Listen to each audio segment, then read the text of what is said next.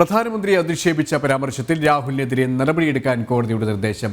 ഡൽഹി ഹൈക്കോടതിയാണ് തെരഞ്ഞെടുപ്പ് കമ്മീഷന് നിർദ്ദേശം നൽകിയത്. 8 ആഴ്ചയ്ക്കുള്ളിൽ നടപടിയെടുക്കാനാണ് നിർദ്ദേശം. ഇവരുമായി ഡൽഹിയിൽ നിന്നും ഗൗതം അനന്തനാരായണൻ ചേരുകയാണ്. ഗൗതം, 8 ആഴ്ചയ്ക്കുള്ളിൽ നടപടിയെടുക്കാനാണ് കോടതി നിർദ്ദേശം നൽകിയിരിക്കുന്നത്. മറ്റ് വിശദാംശങ്ങൾ കൂടി.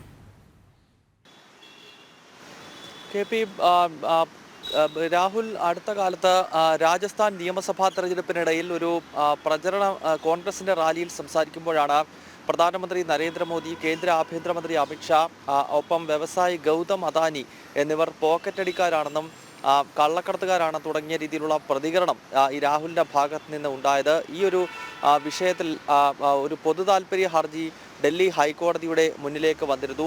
ഇതിലാണ് ഇപ്പോൾ കേന്ദ്ര തെരഞ്ഞെടുപ്പ് കമ്മീഷനോട് 8 ആഴ്ചയ്ക്കുള്ളിൽ നടപടി സ്വീകരിക്കണം എന്ന് ഹൈക്കോടതി നിർദ്ദേശിച്ചിരിക്കുന്നത്. മാത്രമല്ല, ഇത്തരം അസംബന്ധം വിളിച്ചു പറയുന്ന പ്രസംഗങ്ങൾ അത് തടയുവാനുള്ള നടപടി വേണമെന്ന നിരീക്ഷണവും ഡൽഹി ഹൈക്കോടതിയുടെ ഭാഗത്ത് നിന്ന് ഉണ്ടായി. രാജസ്ഥാനിലെ തെരഞ്ഞെടുപ്പ് പ്രചരണത്തിനിടയിൽ രാഹുൽ ഈ രീതിയിൽ സംസാരിച്ചത് വലിയ പ്രതിഷേധത്തിന് കാരണമായിരുന്നു. അന്ന് തന്നെ തെരഞ്ഞെടുപ്പ് കമ്മീഷനെ BJP സമീപിക്കുകയും രാഹുലിനെതിരെ നടപടി വേണമെന്ന് ആവശ്യപ്പെടുകയും ചെയ്തു. ഇതുകൂടാതെയാണ് ഒരു പൊതു താൽപര്യ ഹർജി കൂടി ഡൽഹി ഹൈക്കോടതിയുടെ പരിഗണനയിലേക്ക് വന്നത്. ഈ ഒരു സാഹചര്യത്തിലാണ് കോടതി അടിയന്തര ഇടപെടൽ നടത്തിയിരിക്കുന്നത്. ഏതാനും ദിവസങ്ങൾക്ക് മുമ്പ് ഉത്തർപ്രദേശിലെ സുൽത്താൻപൂർ കോടതി രാഹുലിനോട് ജനുവരിയിൽ ഹാജരാകണമെന്ന് ആവശ്യപ്പെട്ട് നോട്ടീസ് നൽകി. അതും സമാനമായ രീതിയിൽ കേന്ദ്ര ആഭ്യന്തരമന്ത്രി അമിത്ഷായ്ക്കെതിരെ നടത്തിയ ഒരു പ്രസ്താവനയാണ്. 2018 രാജസ്ഥാൻ നിയമസഭാ തെരഞ്ഞെടുപ്പ് കാലത്ത് അന്ന് BJPയുടെ ദേശീയ അധ്യക്ഷ സ്ഥാനത്തായിരുന്നു അമിത്ഷാ ഉണ്ടായിരുന്നത്. BJPയുടെ അന്നത്തെ അധ്യക്ഷൻ ഒരു കൊലക്കേസ് പ്രതിയാണ് എന്ന പ്രതികരണമാണ് രാഹുൽ നടത്തിയത്.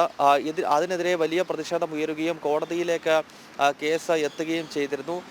ഈ കേസിലാണ് രാഹുലിനോട് ഏതാനും ദിവസങ്ങൾക്ക് മുമ്പ് സുൽത്താൻപൂർ കോടതി നേരിട്ട് ഹാജരാകണമെന്ന് നിർദ്ദേശിച്ചത്. ഇത് കൂടാതെയാണ് ഇപ്പോൾ ഡൽഹി ഹൈക്കോടതിയും പ്രധാനമന്ത്രിക്കെതിരെയും ആഭ്യന്തരമന്ത്രിക്കെതിരെയും നടത്തിയ വസ്തുതാവിരുദ്ധമായ പ്രതികരണവുമായി ബന്ധപ്പെട്ട് രാഹുലിനെതിരെ നടപടി സ്വീകരിക്കാൻ കേന്ദ്ര തെരഞ്ഞെടുപ്പ് കമ്മീഷനോട് നിർദ്ദേശിച്ചിരിക്കുന്നത്.